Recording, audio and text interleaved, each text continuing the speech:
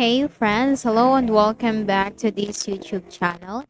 In today's another video tutorial, I'm going to share to you on how you can add gradient color to Microsoft Word pages. So without further ado, let's go quick into the process. Go ahead in the Windows search bar and type Word to bring up and open the Microsoft Word. Click on it under the best match. Click on the blank document. Now let me insert more pages. So I have now 4 pages, as you can see. So how can we add a gradient color for this?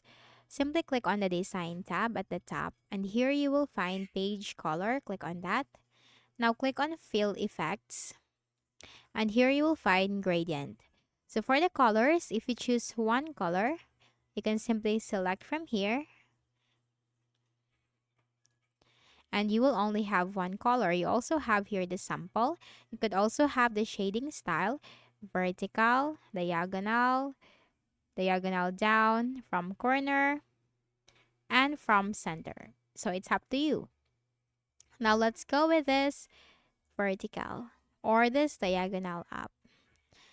Now if you want two colors, you can simply click on two colors and then you need to choose the color 2. You will have the color 2 option. Now let's choose, and then we just need to simply click on OK. And there you go.